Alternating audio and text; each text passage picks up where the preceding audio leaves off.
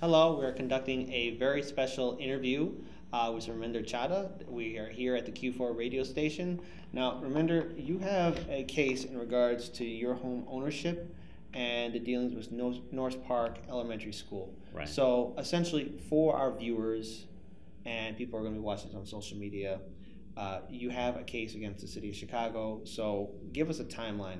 How did this all start? Sure. So it's definitely a lengthy story.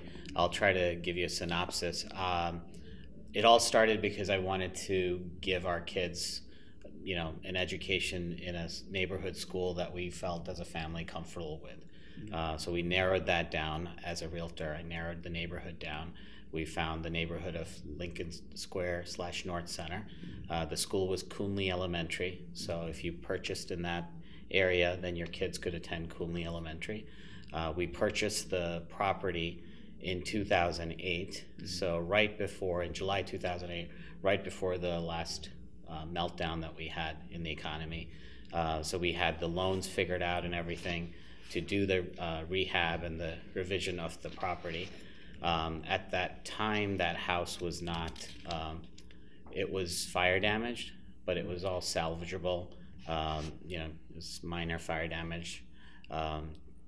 Maybe major, I'm not sure, depending on how you look at it, but everything can be rehabbed. So the idea was to rehab. So we bought it, and then, the time period elapsed where we were not able to get the financing to rehab it at the time. Right. The private school, North Park Elementary School, then showed some interest in purchasing the property. We reneged on their offers. We just didn't feel like if we sold to them, the proceeds would allow us to buy in the same neighborhood so our kids could keep going to the school. When we reneged, again, this is all unbeknownst to me, behind the scenes, the North Park Elementary School was colluding with the city of Chicago to put violation after violation on our building so as to force us as a family to sell to them. Were there any real estate developers that were with North Park Elementary that were in on this deal as well? That's the amusing part. It was a real estate developer by the name of Eric. I forget Eric Moulton? Eric Moulton. Thank Eric you. Moulton of Swan Development. Swan Development, exactly. Yes. Right. So, unbeknownst to me, at the time, he was approaching me saying that he had a client that wanted to purchase it. And then also North Park Elementary School was approaching me. So I thought I had two people potentially wanting my property. He was pushing me from the development side, saying that here's all these fines, there's more fines coming. So putting sort of the lockdown on me to kind of succumb to one of them. Right. Again, unbeknownst to me, I had no idea this is what was happening behind the scenes. I only find all of this out because eventually, when I sued the private school during the discovery, all of these emails came forward, and it just painted the full picture of what everything was going on behind the scenes. And we don't know everything, we only know what was in emails.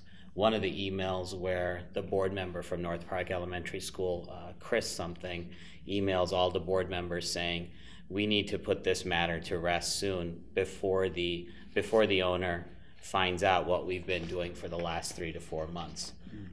So that was sort of like, it was like, oh my goodness, it's like the smoking gun. Okay, like how far can we go with this? And the more you kind of, prodded and everything just fit. They wanted the property. I didn't want to sell it to them at the price. They started racketeering with the city in the buildings department, putting violation after violation for things that were like, again, you can call the city and they will come out and fine you. What were some of the things that they were calling you out on? My garage was demolished, which is perfectly fine garage, but they claimed it was a hindrance to the area. They demolished it. I didn't know about it till it was done. Things like weeds were above a certain height. Now this is in the back of the house. That's where the grass was. I didn't know that the city was walking around just daily looking for weeds and then coming and measuring it, things like that. But what did give me hope, I was like, wow, the city's really on it. I mean, they're on it. That's Good fair. for them. That's I a mean, rarity. That's a right. But rarity. so I didn't know what was going on behind the scenes. I didn't know about the Chicago way. So to me, it just seemed like, wow, the city's on it. You know what? This sounds legitimate. I went to court. I pleaded. I paid the fine because it seemed like, I mean, I'm not going to go measure and say, oh no, it's 4 inches. You said 5. When you go to these places, you're taking away from your time as a realtor, as a parent, to take care of this. And this was like 5 or 6 of these violations, interspersed over a few months. And I just thought, wow, they're really on this. Okay. A question comes to mind then. Who did you at least talk to any of your elected representatives about this issue that's being put upon you? Sadly, I didn't. In hindsight, I didn't. I thought I was doing everything honestly, so I didn't feel like I was doing anything illegal. I had talked to the chief of staff for the alderman at the time. This is before any violations had come in, because I was at a zoning thing where you voted if this place called Fountainhead could sell liquor or something on so I went to this meeting. The voting happened. I said, yes, that's fine. Afterwards, I went and gave, Dan Luna was the gentleman. I gave him my card. I said, hey, I bought this property with the intent to rehab. Clearly, it's 2008, you know what's happened. If some issues come up, do let me know. Because, I'm not gonna buy a property and not fix it to not live there so my kids can go to school. Like, that was always the intention. In regards to your property, and it's obviously the fact that you had a couple of groups wanting to buy your land, buy your home. One group, it turns out. One group altogether with some people in the background. Was there any attempt of them also buying the surrounding properties to push you out?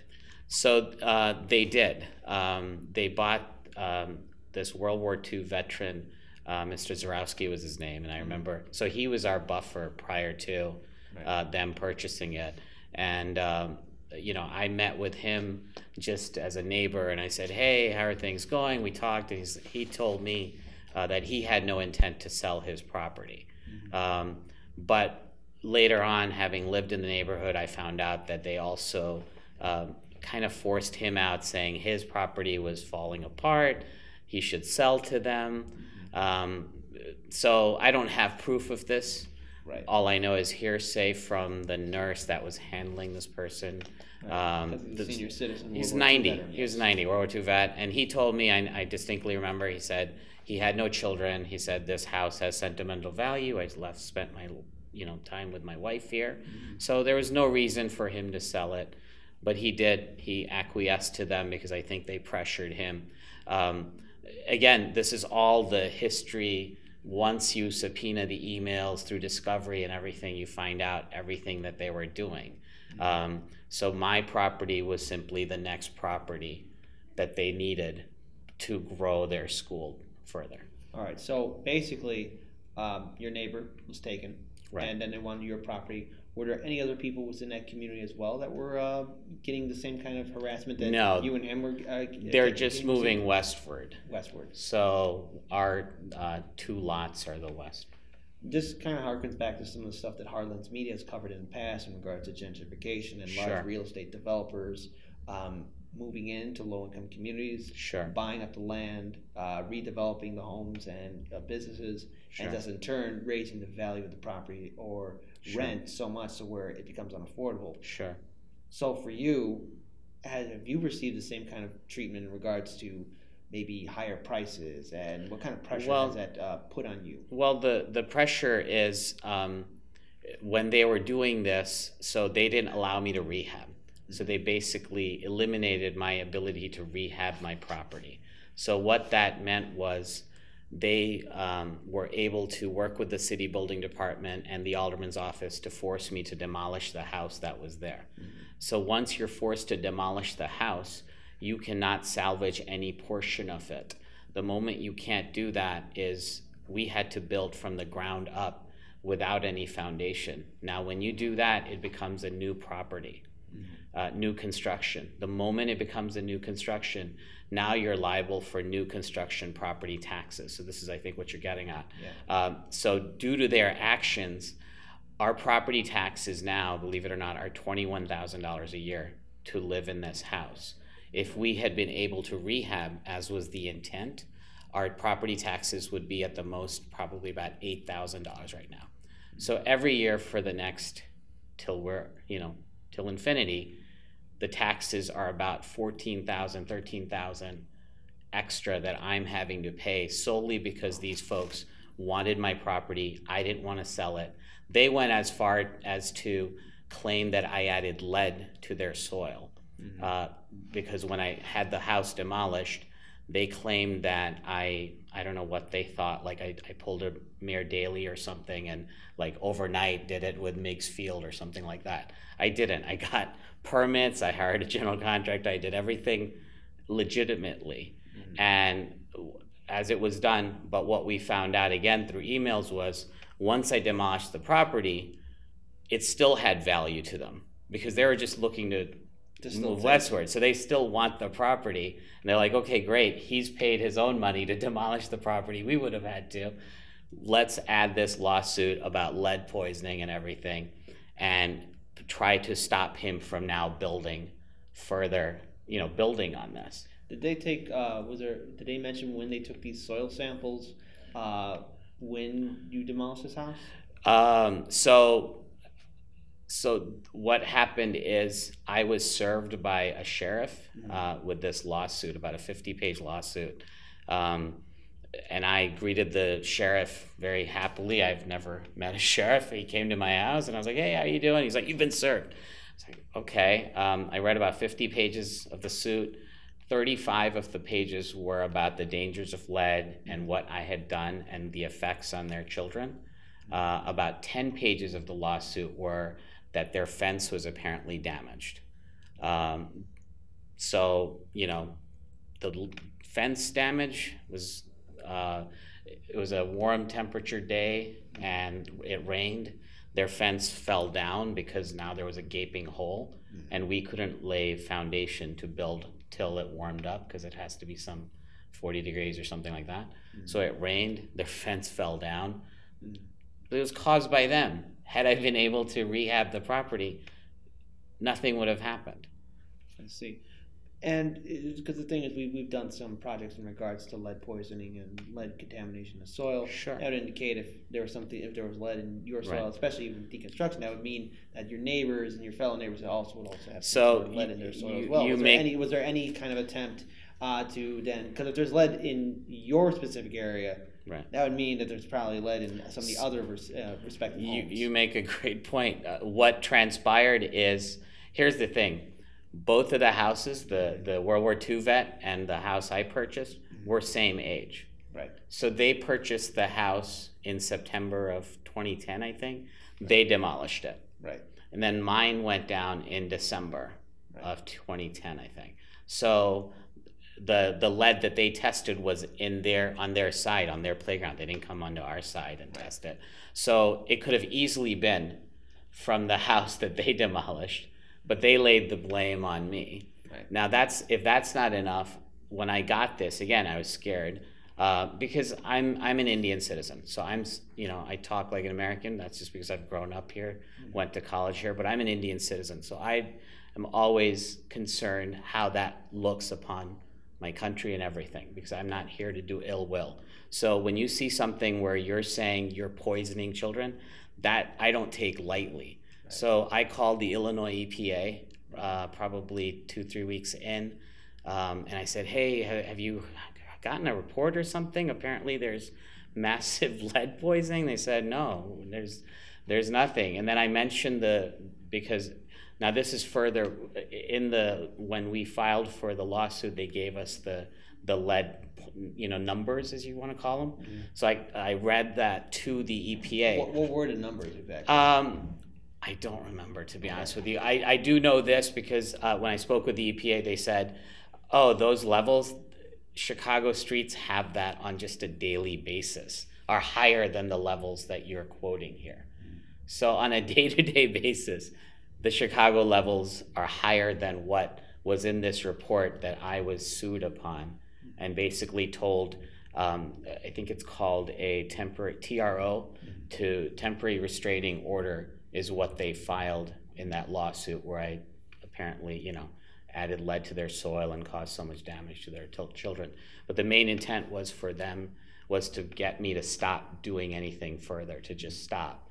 So I'm forced to eventually, acquiesce to their offer.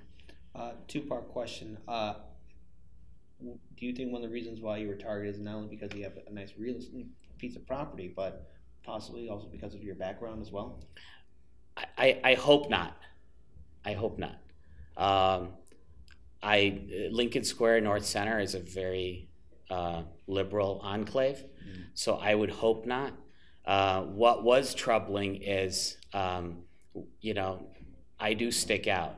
So when you're telling someone in an enclave that this person, I can't pretend I'm someone else. I am who I am. I stick out. I'm a realtor. Reputation is huge in real estate. So I don't know what the effects of all of those accusations were. I do know in one of these moments where I'm in court dealing with this case, the alderman was there. There were all these parents and folks from the private school just standing next to him, and I'm holding my daughter, who was 1 or 2 at the time, and the alderman was yelling to me, "You're not a member of the community." And I don't know. I don't know what to make of that, to be honest with you. And currently now, final question. Where are you at right now, and what's being done? We are basically litigating. We've been doing it for over 4 years, running out of funds to make this right. I think we have a legitimate case, but their lawyers are, they have folks on their board that work at Aon. One of the parents who's a supporter of North Park Elementary School is Eric Zorn. He knows both of the parties. He knows Swan Development. He knows I think it's Lynn Lawrence, the principal. Yeah. So they have power. They have influence in the city. Again, they were able to manipulate the buildings department and the alderman's office to basically come down on me, all to sell at a price that I didn't feel comfortable with. And that's what RICO is. All right. Well, thank you so much for joining Heartlands Media. All the best to you on your case, and to all our viewers and subscribers. Peace to you all, and let's all do what we can to build a better future.